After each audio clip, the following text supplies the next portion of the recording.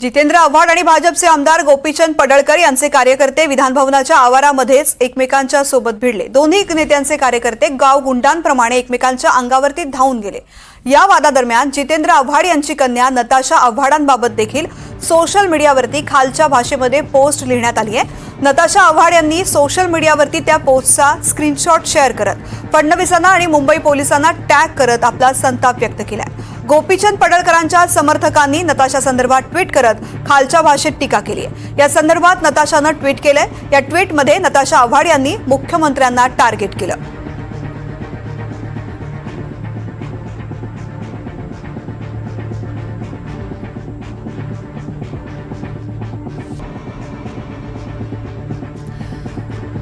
तर जितेंद्र आव्हाड यांच्या पत्नी आणि समाजसेविका ऋता आव्हाड सध्या आपल्यासोबत आहेत।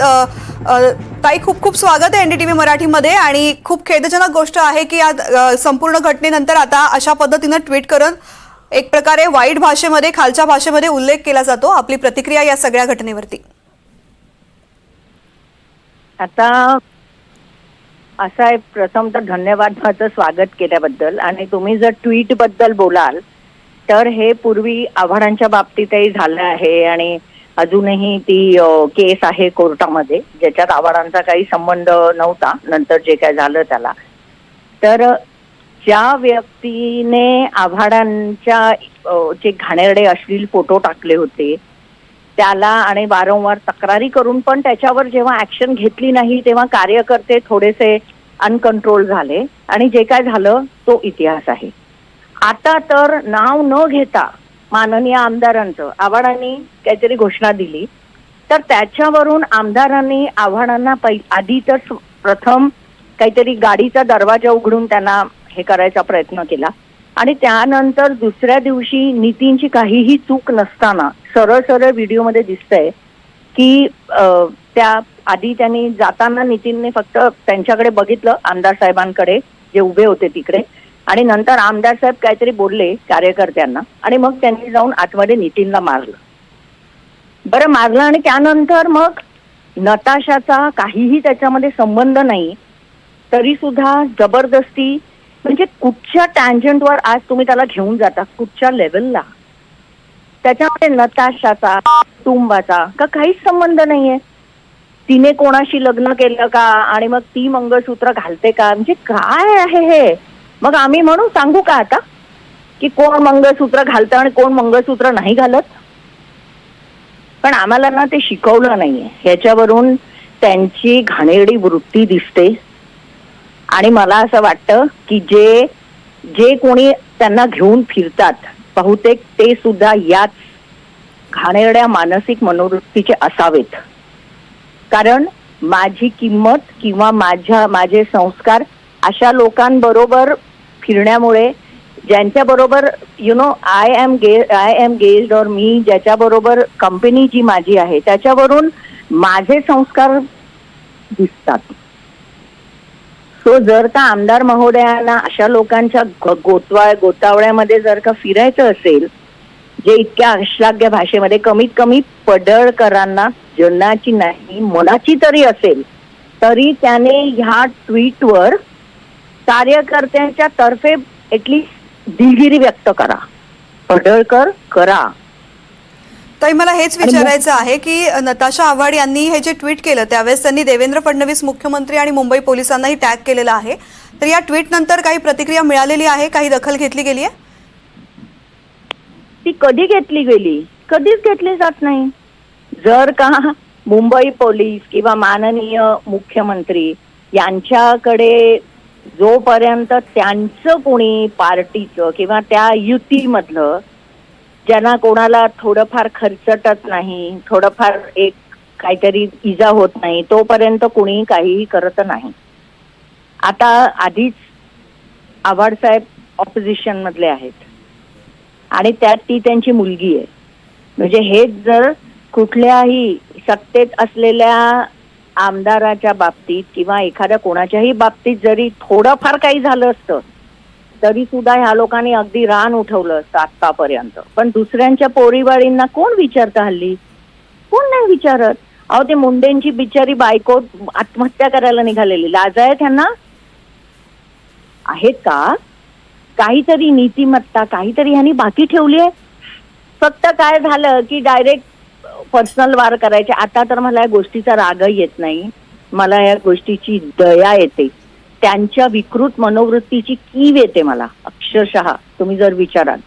आणि ते ऑल नीड सम मानसोपचार तज्ञाकडनं यांना आहे. आणि मी अजूनही मी सगळ्यांना हेच सांगते, पोलिसांमध्ये जर हिंमत असेल आणि सीएम ऑफिसला जर त्याची काहीतरी पडली असेल गृह मंत्रालयाला, तर हे काल जे सगळे जे पळपुटे पळून गेलेत ना, जेव्हा नितीनला अरेस्ट केलंय कारणाशिवाय, त्यावेळेला पोलिसांनी त्यांना शोधून समोर आणावं.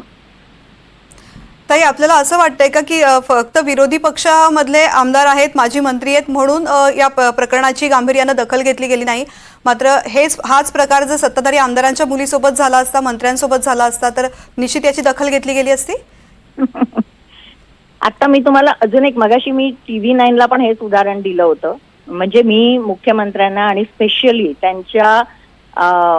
त्यांच्या अर्धांगिनीला खूप रिस्पेक्ट करते, because she has very liberal views आहेत त्यांचे. त्या एक स्वतंत्र व्यक्तिमत्व आहेत, त्या खूप चांगल्या आहेत, बोल्ड आहेत. आणि आतापर्यंत त्यांनी बऱ्याच इश्यूवर एक वेगळ्या प्रकारचा स्टँड घेतलाय, जो राजकारणी घेत नाहीत. राजकारण्यांची कुटुंबीय, त्यांच्या पत्नी तर अजिबात घेत नाहीत.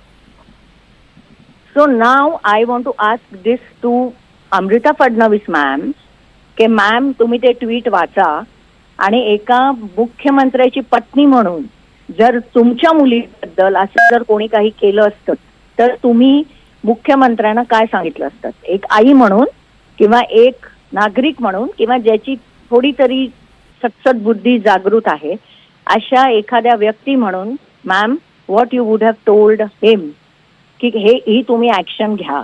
सो आय ऍक्च्युली आता मी त्यांना हे सांगते, आता मी मिसेस फडणवीसांना हे सांगते की तुम्ही जर का हे ऐकाल कधीतरी, तर please ask him to do something about it.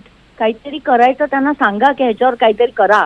इतक्या अश्लाघ्य भाषेमध्ये आज जर तुम्ही एका लोकप्रतिनिधीच्या घरच्यांना करता आणि इतकी त्यांची हिंमत आहे की त्यांना काही त्याचं वाटत नाही. म्हणजे तुम्ही पब्लिक प्लॅटफॉर्मवर, एक्स सारख्या मीडियमवर तुम्ही हे पोस्ट करताय, so at least let her do something. कारण मुख्यमंत्री काहीही करणार नाहीत याबद्दल मला 100% खात्री आहे. आजपर्यंत काय केलंय, तर आत्ता ह्याच्या पुढे ते करतील. त्यांच्याकडून मला अपेक्षा पण नाही आहेत. त्यांनाही मला वाटतं काही रिस्ट्रिक्शन्स असतील, त्यांच्या पक्षाचे असतील का, मला नाही माहिती का ते. मॅडम, तुम्ही अशाच सोबत राहा, मला तुमच्याशी बोलायचं आहे. मात्र एक महत्त्वाची बातमी आलेली आहे. जितेंद्र आव्हाड यांच्यावरती गुन्हा दाखल झालेला आहे. सरकारी कामात अडथळा आणल्याप्रकरणी गुन्हा दाखल झालेला आहे. मध्यरात्री पोलिसांची गाडी अडवल्यामुळे त्यांच्यावरती गुन्हा दाखल करण्यात आला आहे. मरीन ड्राईव्ह पोलीस ठाण्यामध्ये गुन्हा दाखल झालेला आहे. ताई, आत्ता आपण जी घटना घडलेली त्या संदर्भात चर्चा करतो आणि त्याच घटनेसंदर्भात जितेंद्र आव्हाड यांच्यावर सुद्धा गुन्हा दाखल झाल्याची ही बातमी. आपली प्रतिक्रिया या संदर्भात? आता अजून बघा ना पुढे पुढे काय होईल ते. म्हणजे हे गुन्हा नितीनवर दाखल झालाय, गुन्हा आव्हाडांवर दाखल झालाय. आता उद्या बहुतेक माझ्यावरही होईल, मी काही विरोधात बोलले म्हणून. हल्ली काही धरबंदच राहिलेला नाहीये. त्यामुळे आता मला हे विचारण्याबद्दल तुम्ही जरा लोकांच्या प्रतिक्रिया जाणून घ्या याच्यावर, सामान्य लोकांच्या, की हे त्यांना पटतंय का. ते काल जो व्हिडिओ समोर आला होता, जितेंद्र आव्हाड यांनी अक्षरशः पोलिसांची गाडी रोखून धरली होती, गाडीच्या खाली झोपले होते आणि त्यांनी गाडी रोखण्याचा प्रयत्न केला. या प्रकरणामध्ये हा गुन्हा दाखल झालाय. हो, मग तेच नाही म्हणते ना. मग ठीक आहे, अहो जितेंद्र आव्हाड तर किती ठिकाणी नसताना सुद्धा त्यांच्या कार्यकर्त्यांनी जर काही केलं तरी सुद्धा गुन्हे दाखल झालेत. काल ते स्वतः होतेच. आता ते जे काय होईल ते कोर्ट बघून घेईल. निश्चित. खूप खूप धन्यवाद. आपण NDTV मराठीशी इतकी सविस्तर चर्चा केलीत, बोललात यासाठी.